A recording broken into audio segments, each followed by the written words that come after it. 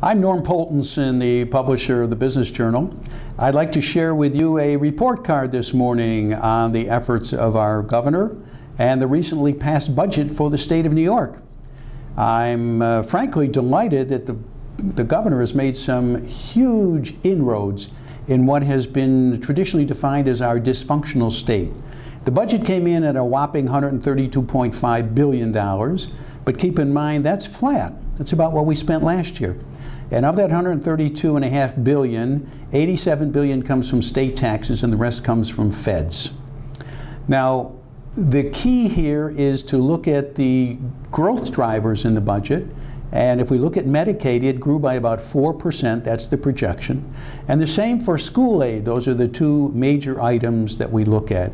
So in a sense, compared to what they have grown at in the past, the governor's made substantial progress in holding down the cost of growth.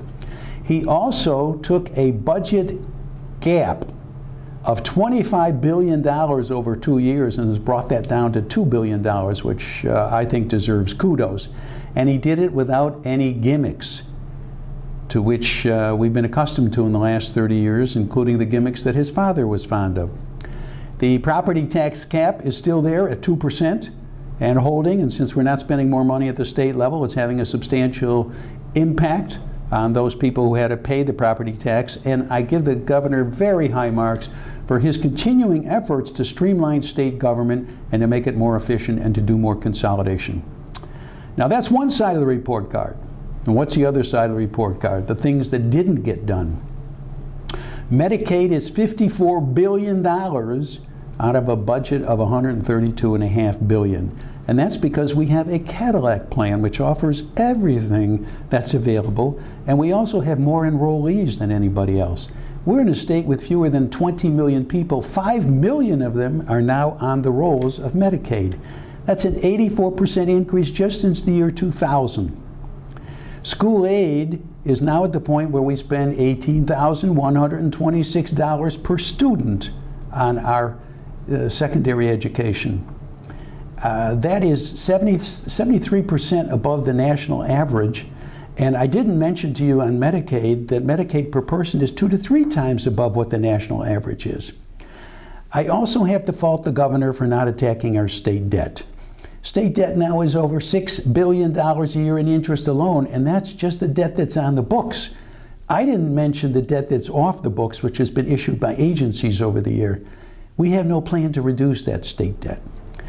The governor also promised assiduously in his campaign that he would never raise taxes in this climate. And yet last December he decided, yes, we need a millionaire's tax. And of course the governor talked about transparency. We have to change the system. And yet we now have a budget where we still have 3 men in a room who are deciding what the budget's going to be. So much for transparency. But my biggest concern with the governor is that he did not follow through on what was a very dramatic change in pension reform. The governor had asked for an increase on employee contributions. He also wanted to drop the retirement percentage of salary from 60% to 50%. He looked at how it was calculated in terms of the pension and eliminated overtime from those calculations. The governor also, most importantly, instituted a defined contribution system in this Tier 6 level for new employees to the state of New York. Unfortunately, very little of that got done, and I'd have to confess that the governor simply rolled over for the unions. If you put the package together of the positives and negatives, it depends on what your yardstick is. And if your yardstick is our dysfunctional government, the governor gets kudos. He gets a very high mark for what he's accomplished. If you look at it from the standpoint of his budget message in January of this year, where he said New York State is open for business, I would have to take issue with the governor until he addresses the real drivers like Medicaid and school expenditures, until he deals with the state debt problem, until he decides that we don't need more taxation, until he really believes in transparency, and finally institutes a pension reform where we have a defined contribution system as they did in Rhode Island with an all-Democratic government. I don't think we're open for business. I'm Norm Poltenson. My report card for the governor this year is a B-. Thanks for listening.